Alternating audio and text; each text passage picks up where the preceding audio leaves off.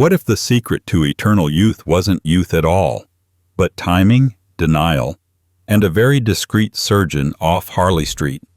Behind Britain's most beloved old faces lie untold edits, whispered scandals, and one strangely national obsession, looking just fresh enough. From jaw-tightening legends to lip disasters televised in real time, these are the 16 most unbelievable plastic surgeries by old British actors, and the even stranger stories they tried, and sometimes failed, to hide. Pull back the curtain, look a little closer, because in this industry, the real performance often starts after the camera stops rolling. Before we dive face first into scandal and scalpel, do us a favor. Hit that subscribe button so you never miss a beautifully unsettling tale like this one. And while you're here, drop a comment below. Where in the world are you watching from? And what time is it right now? Midnight in Manchester? Sunrise in Sydney? We want to know who's peeling back the mask with us, one wrinkle at a time. 1. Facelift. Julie Christie. There's something wonderfully British about trying to keep a secret and then announcing it in the most self-effacing way possible. Julie Christie, face of the 1960s, reluctant icon and living contradiction, did exactly that.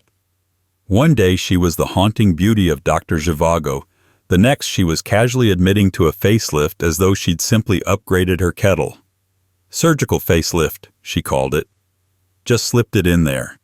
The press, of course, treated it like a scandal disguised as a confession. You have to understand, Julie Christie wasn't just a movie star. She was a cultural Rorschach test for the British psyche.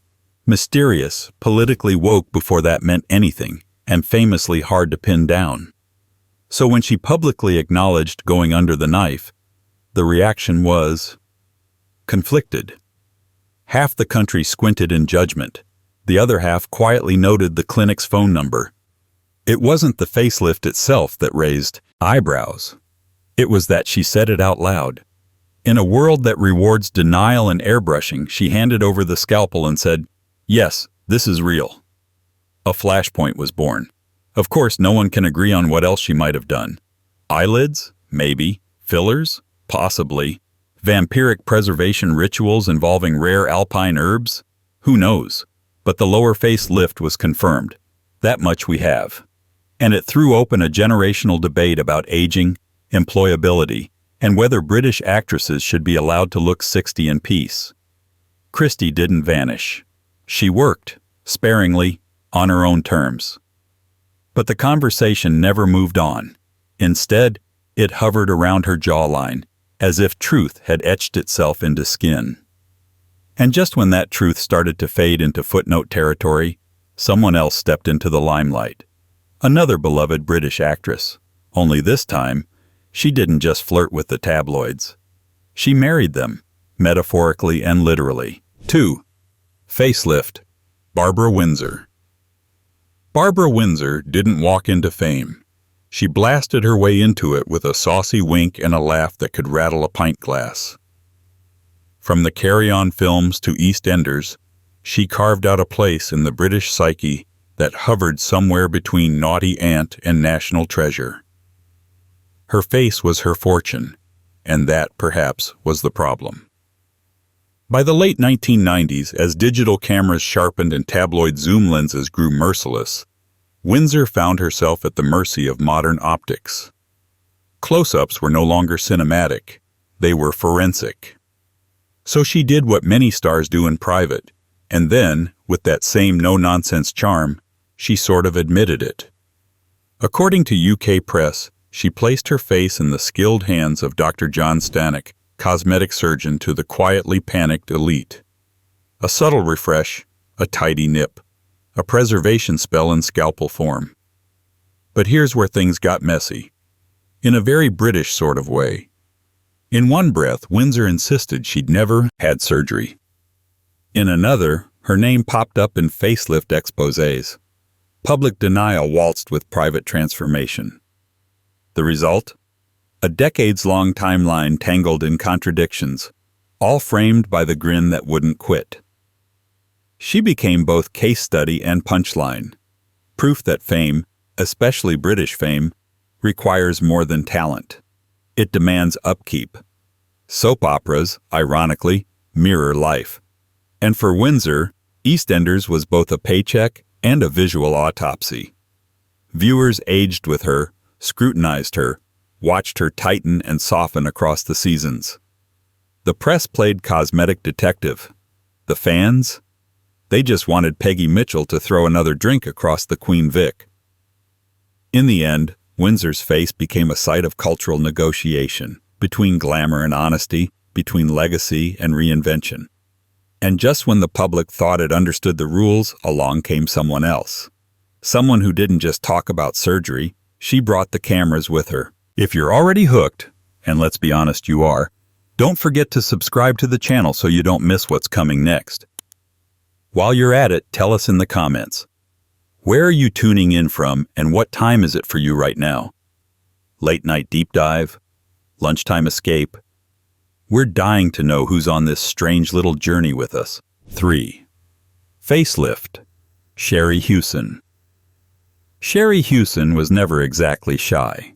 In fact, she made a career out of being emphatically not shy, whether playing dizzy blondes in Coronation Street or giving eyebrow-raised wisdom on daytime TV. But in 2004, she did something even bolder than public oversharing. She turned her own facelift into a broadcast event. ITV filmed it. The British public watched. And for a brief moment, cosmetic surgery was no longer a whispered rumor. It was primetime content. You could argue she made the invisible visible. Most actors get work done quietly, then do interviews about eating kale and getting lots of sleep. Sherrie? She put her facelift on camera, handed the scalpel over to public opinion, and smiled, albeit stiffly, through it all. It wasn't scandalous. It was oddly comforting. The sort of anti-energy that says, if your jowls are dragging, sort it out. No shame, no mystery, just maintenance. The procedure itself, at least the one the public was shown, was a classic lower face lift. Tightening, lifting, smoothing. Nothing cartoonish, just enough to compete with HD television and its cruel honesty. And as she re-emerged, face fresher but still familiar, the commentary followed a different rhythm. Less tabloid sniping, more lifestyle feature. Less scandal, more segment on loose women. That was the real shift. In the 2000s, surgery wasn't just for American starlets. It was slowly being folded into British reality. Presented like a practical errand, not a vanity crime. And Sherrie, with her open book charm and TV ubiquity, became a kind of mascot for just a little tweak. But behind the openness was still the same quiet pressure. The aging woman in entertainment, forever measured in crow's feet and neck elasticity.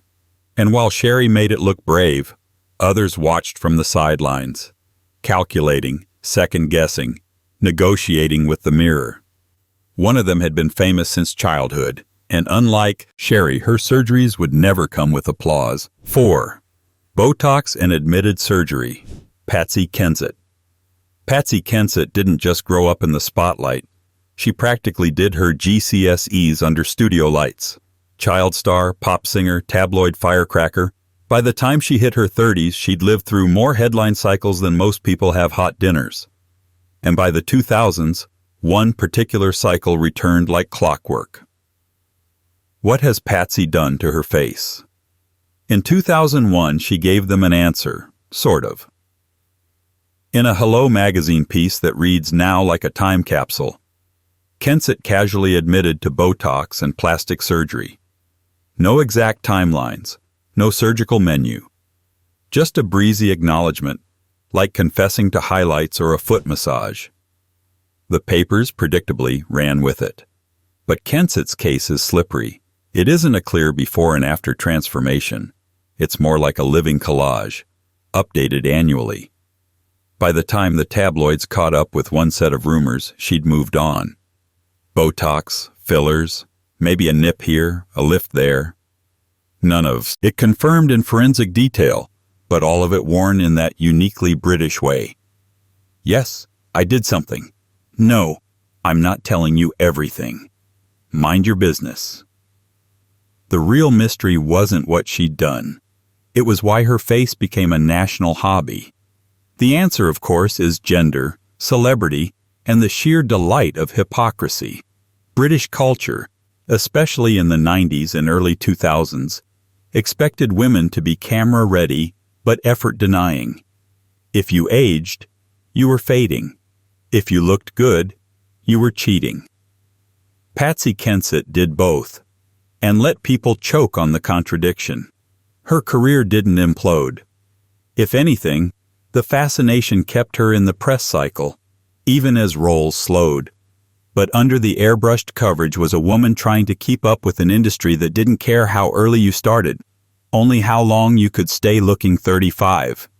And if that sounds exhausting, wait until you hear what happened when the injection went wrong. 5. Botched lip collagen injection. Leslie Ash. Leslie Ash didn't sign up to be a cautionary tale. She signed up to be an actress. Glamorous, cheeky, bankable. In the 1980s and 1990s, she was all of those things. Men behaving badly made her a household name, the girl next door with a side of champagne. But in the early 2000s, that storyline derailed. And it didn't take long before the plot was being written across her face. One cosmetic procedure, that's all it took. A collagen injection to the lips, meant to be minor, maintenance level, forgettable, turned into a national fixation. Something went wrong. The treatment caused swelling, asymmetry, and eventually left her with a look that became instantly recognizable for all the wrong reasons. And unlike most stars who deny, dodge, or retreat, Ash faced the cameras. Not for applause, but because she had no choice. Her face changed, and then the story did. Tabloids circled like sharks, using her image as shorthand for vanity, gone awry. Trout pout became a British media obsession, and her career, once buoyed by charm and relatability, stalled in mid-air. But here's the uncomfortable part. This wasn't just about aesthetics. Ash became a living example of what happens when cosmetic culture moves faster than regulation, faster than patient safety, faster than compassion. Years later, she spoke publicly about the experience, the aftermath, the pain, not just physical but reputational. She used her story to push for greater oversight, better information, more transparency in an industry that thrived on silence and plausible deniability. Her name became a footnote in thousands of beauty articles, but her life was still moving forward, slower, different, but not defeated. In another time, her honesty might have been framed as courage. Instead, it was cataloged as entertainment. And that's the real sting, when your vulnerability becomes clickbait. But not everyone who altered their face was punished for it. Some handled it with elegance, precision, and the calm authority of someone who knew exactly what she wanted fixed and said so unapologetically. 6. Eye procedure. Diana Rigg. Diana Rigg was never one for subtlety. She wore intelligence like armor and irony like perfume. As Emma Peel in The Avengers, she moved through the 1960s like a walking paradox, lethal and elegant, stylish and sardonic. And while many of her peers dodged questions about beauty maintenance, Rigg sliced through the nonsense with her usual precision. "I had my eye job at 44, she told The Guardian. Just like that. No fuss, no euphemisms, just a matter-of-fact acknowledgement of a choice. Wrinkles around the eyes? She didn't like them, so she did something about it. End of story. Except, of course, it wasn't. Because Rigg was part of a generation that aged under surveillance. Not just by paparazzi, but by public expectation. British prestige actresses were supposed to age gracefully, whatever that means, while still being camera-ready, critically acclaimed, and somehow ageless. In that context, even a minor eyelid surgery carried weight. It became a statement. She didn't deny the work, but she didn't evangelize it either. Rigg's version of cosmetic surgery was less about vanity, more about practicality. The eyes were betraying her. So she lifted them, just enough to take the edge off, not to erase the years, but to manage them. And the public? Well, they mostly let her be. Maybe it was the candor. Maybe it was the gravitas. Maybe it was the sheer power of being Diana Rigg, a woman who could discuss Shakespeare one minute and spy gadgets the next. The result? No scandal, just a quiet note in a long career of command performances. She was aging, she was working, and she made a small adjustment to help with both. If only every story ended that cleanly. But it doesn't. Because the next one wasn't so surgical. It was personal, political, and still underlined by the same old fear. What happens when the bags under your eyes start costing you jobs? 7. Eye lift. Vanessa Redgrave. Vanessa Redgrave was never meant to be part of this conversation, not the scalpels and stitches one. Her name belonged to another register. Political gravitas, classical theater, the sort of actress who could command a scene with a single breath and silence an audience with a glance. She was, quite literally, above it all. And yet, even here, age whispered. And the whisper wasn't subtle. So when reports surfaced that Redgrave had admitted to removing her bags, it wasn't front-page scandal. It was quiet context. A line dropped into a standard profile, mostly overlooked unless you were reading between the wrinkles. An eye lift. Simple, modest, surgically precise. The kind of procedure that hides in plain sight. Not reinvention, just reduction. Not vanity, just preemption. The motivation, according to the write-up, was familiar. Professional longevity. Even for an Oscar-winning actress, age had its penalties. Not just in casting rooms, but in close-ups. The very medium that once immortalized her expressions now threatened to undermine them. And while many would deny, dodge, or deflect, Redgrave's approach was quieter still. Acknowledgement without apology. Action without spectacle. What makes her case interesting isn't the surgery. It's the moral discomfort it surfaces. Here's a woman whose career was built on substance, not surface. A woman who gave voice to revolution and played queens with the same conviction. And still, she found herself under the same lens, subjected to the same frame-by-frame aging trial. It wasn't about looking young. It was about staying visible. A surgical edit to maintain access. That's the part audiences don't always understand. How a single procedure can mean the difference between being offered Lady Macbeth or being offered nothing at all. And just when you think this is a game played only by those with thespian gravitas, along comes someone who flipped the script with a smirk. No Shakespeare, no solemnity, just collagen, charisma, and the most fabulous drawl in British television history. 8. Collagen injections. Joanna Lumley. Joanna Lumley has always looked like someone who knew a secret. Elegant, sharp, impossibly composed. She could turn a cigarette into a monologue and a raised eyebrow into an entire backstory. From the New Avengers to Absolutely Fabulous, she carved out a persona that blended poise with chaos, charm with steel. So when she admitted to cosmetic work, it wasn't shocking. It was just delightfully on brand. "I had collagen injections," she said, not with embarrassment, but with the confidence of someone who moisturizes with discipline and doesn't blink under interrogation. Forehead, mouth lines, even a chin scar, filled in, softened, stabilized. The press dutifully recorded it. No fanfare, no hysteria. Because Lumley didn't let it become a scandal. She framed it like skincare with a needle. The truth is, Joanna Lumley's relationship with beauty has always been one of control. Her face is part of her costume, her performance, her weapon. So the injections weren't indulgent. They were tactical, preventative even.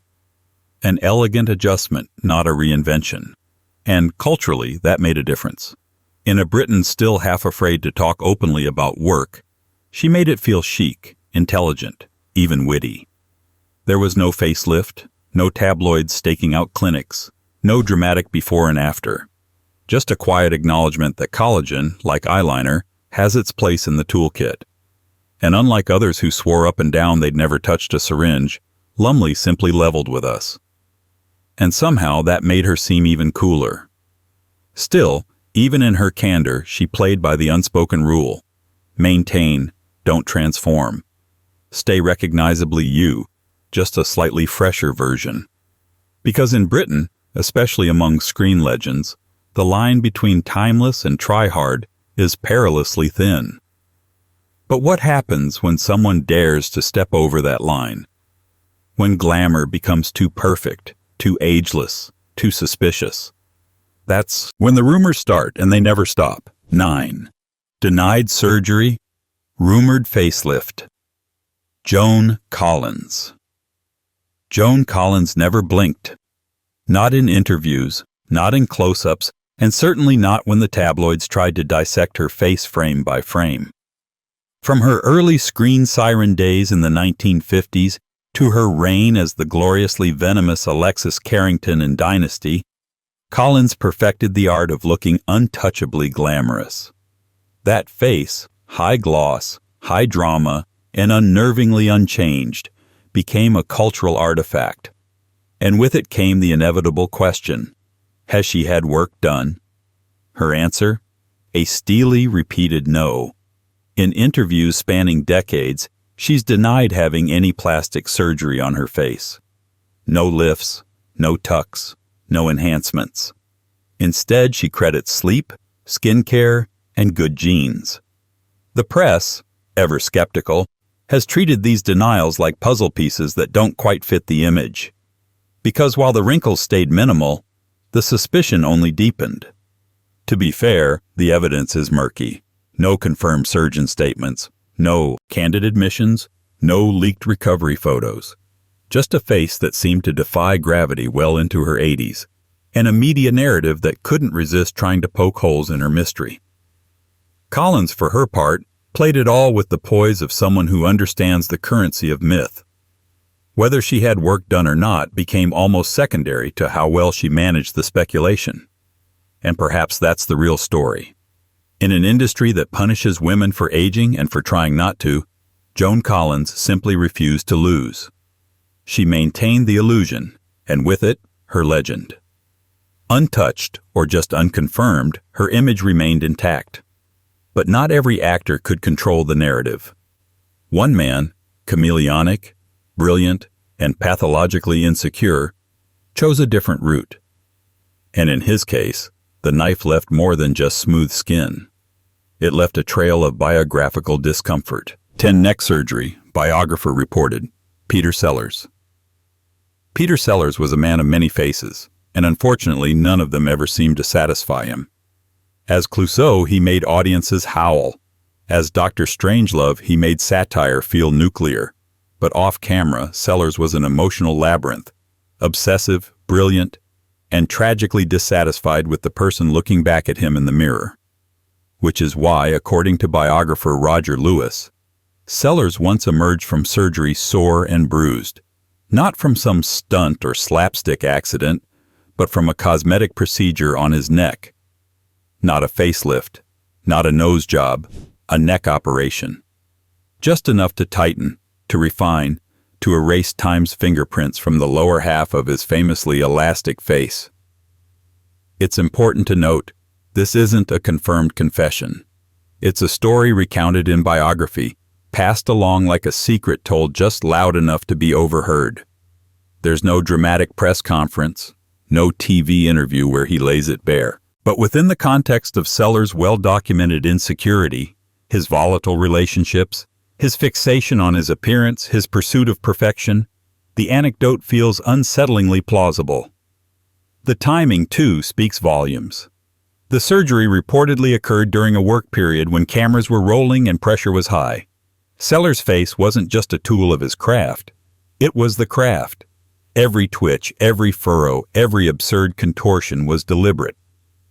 So when that face started betraying its age, the correction was less about vanity and more about performance preservation. But irony, as always, had the last word. For a man who could inhabit anyone, he struggled most to live with himself. The surgery didn't resolve that. It merely reshaped the surface, while the conflict underneath carried on. And he wasn't the only screen icon who might have altered the facade. Up next, a legendary actor whose rumored tweak to the nose proved just enough to raise eyebrows, without ever confirming a thing. 11. Rumored nose job. Peter O'Toole. Peter O'Toole never really seemed to belong to this world. With his aquiline face, elocution-dripping vowels, and blue eyes that looked like they were lit from inside, he strode through cinema like a character already half myth. Lawrence of Arabia didn't just make him famous, it made him iconic, a mirage of masculinity and mysticism. So when whispers circulated that he'd had a bit of surgical help with his nose, well, it seemed almost too mundane for a man who once claimed he'd lived enough for 10 lifetimes. Let's be clear, the rumor is just that, a rumor. A newspaper write-up once claimed that O'Toole had had his nose fixed, tossed into a list alongside other stars' nips and tucks. No interview quote, no surgical receipt, no dramatic before and after spread, just a faint echo in the tabloids, nestled between anecdotes about drinking and Shakespeare. But still, it lingers. Because if you look closely, his early career, photos show a nose with slightly more character than in later appearances. Was it refined, shaped, touched up for the benefit of the camera? Possibly. Or maybe it's just angles, lighting, and the slow sculpting of age. The truth remains as elusive as O'Toole himself. What makes this particular case interesting isn't the surgery, it's the silence. O'Toole never commented on it. He never denied it. He simply floated above the conversation, too grand to be dragged into aesthetic speculation. Which, of course, made the rumors more persistent. Because nothing feeds a mystery like elegant indifference. And so the question remains, did he or didn't he? And more importantly, did it matter? In the end, Peter O'Toole's face was never just a face. It was a mask, a symbol, a vessel for all the larger-than-life performances he poured into it. But not everyone in this story is cloaked in mystery.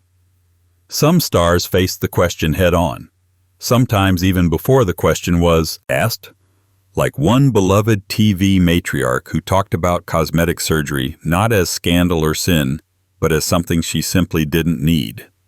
Yet. 12. No surgery, open to it. Prunella Scales. Prunella Scales was the kind of actress who made understatement into an art. Best known to global audiences as Sybil Fawlty, half of Britain's most dysfunctional hotelier duo, she wielded sarcasm like a saber and aged on screen with a kind of deliberate normalcy. In a landscape of facelifts and frozen expressions, she stood apart, dynamic, expressive, unmistakably human. But in a 2009 Guardian interview, Scales offered a glimpse into the thought process many actors never admit aloud. "I would consider it," she said, referring to cosmetic surgery. "I've been lucky not to have to." It wasn't defiant. It wasn't judgmental. It was pragmatic. Like someone describing a home repair they hadn't needed to make, yet. That subtle phrasing, "not to have to," carried an entire history of aging on screen in just a few syllables. It hinted at a quiet awareness of the visual standards imposed on actresses, especially those who've built careers in the golden age of British television.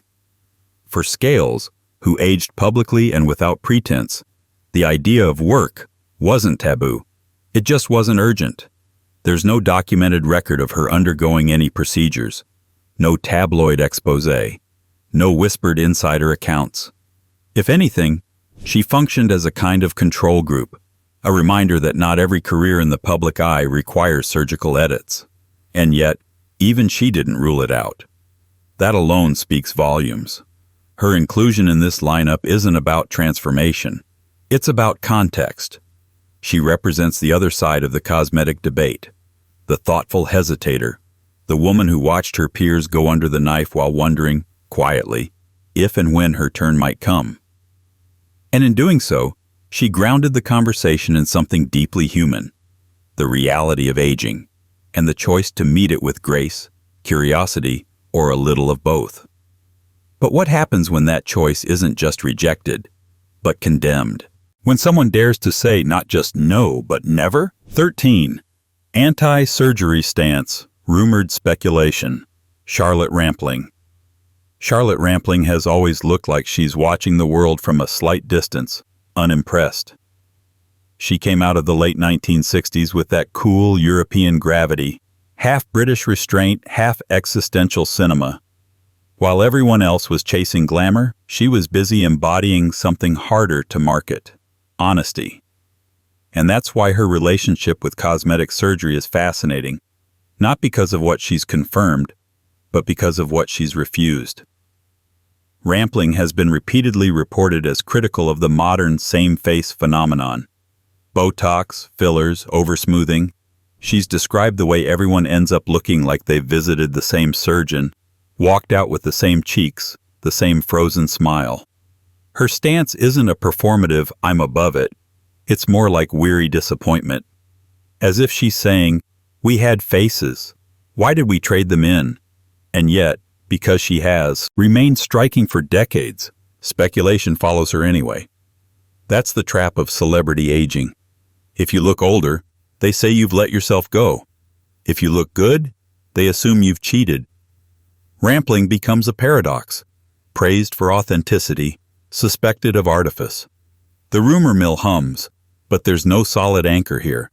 No admission, no confirmed procedure.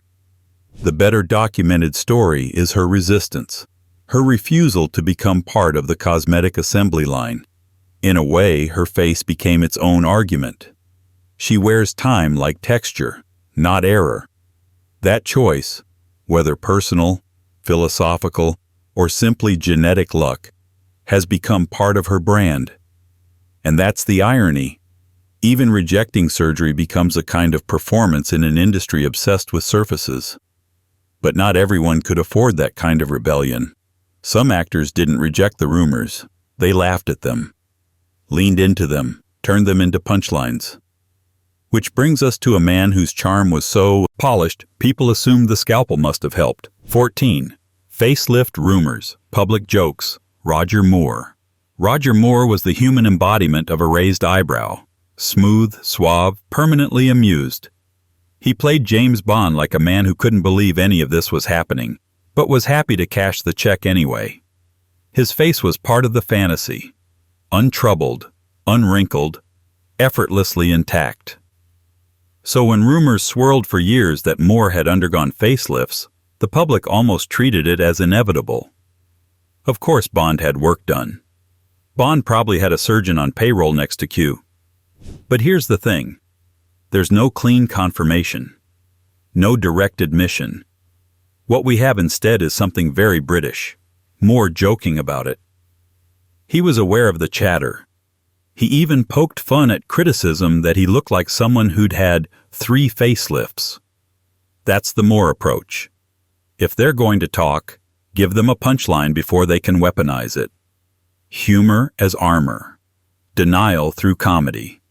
It kept the mystery alive without ever handing over the truth. And that's what makes his case so interesting. The rumor becomes part of the persona. Bond, after all, is supposed to be timeless. But actors aren't. Moore aged through the franchise under intense scrutiny, especially as audiences started noticing the gap between the character's eternal cool and the actor's very human years. Whether he ever actually went under the knife almost doesn't matter. The narrative was already written for him. Aging male star, iconic role, public expectation of permanence. Even without proof, the facelift rumor became a cultural reflex. And the next story pushes that reflex even further. Because sometimes what looks like cosmetic work isn't vanity at all. Sometimes it's medical, misunderstood, and turned into gossip anyway. 15. Medical nose procedure, misread as cosmetic. Leslie Phillips. Leslie Phillips was the kind of actor who could seduce an audience with a single syllable, usually, "Hello." A staple of post-war British comedy, his voice alone became part of the national furniture. Suave, cheeky, impossibly well-spoken, Phillips aged into a kind of living caricature of upper-crust charm, which made it all the more ironic when his face, specifically his nose, became the subject of cosmetic speculation. But the truth, as it turns out, wasn't cosmetic at all. Phillips underwent a surgical procedure on his nose, yes, but not for aesthetics. It was to remove a growth, a standard medical intervention, necessary, not elective. But try telling that to the gossip machine. In the unforgiving ecosystem of British celebrity, where any change to a face invites autopsy by headline, even a health-related surgery could be rebranded as a secret tweak. The misreading is instructive. It shows how deeply cosmetic assumptions run, especially for aging stars. A medical treatment becomes a makeover in the eyes of the public. A necessity becomes a narrative, and the line between self-care and self-reinvention gets blurred beyond recognition. Phillips didn't exactly fight the rumors, but he didn't play into them either. He aged more or less in public, his charm intact, his face lined with character rather than correction. His late career voice work, most notably as the Sorting Hat in Harry Potter, relied not on image but on identity. And maybe that was his final gift to British fame, proof that longevity doesn't require surgical finesse, just resonance. But not all stories in this lineup end in misinterpretation. The next one takes us into a very modern realm, where plastic surgery isn't scandalous, and the admission comes not from a leaked source, but straight from the subject's own mouth.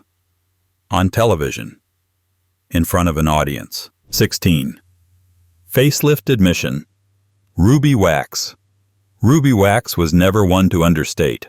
Loud, brilliant, American-born but British beloved, she spent the 1980s and 1990s bulldozing her way through comedy, talk shows, and taboo. In a landscape of dry understatement, she was the loudest person in the room, and gloriously unapologetic about it. So when it came time to talk about plastic surgery, she did it the only way Ruby Wax could, publicly, casually, and with a punchline. On an ITV reality series, Wax discussed her facelift as if she were recounting a trip to the dry cleaner. No hushed tones, no veiled language, just full-on transparency with a dose of self-mockery. She even recounted how her longtime friend Jennifer Saunders reacted with brutal honesty, giving the entire exchange the comedic sting of authenticity. In Wax's world, nothing is too sacred for satire, not even her own face. This wasn't a media leak or a reluctant confession. It was a declaration. She had a facelift, so what? The simplicity of the admission said more about modern fame than 100 tabloid exposés.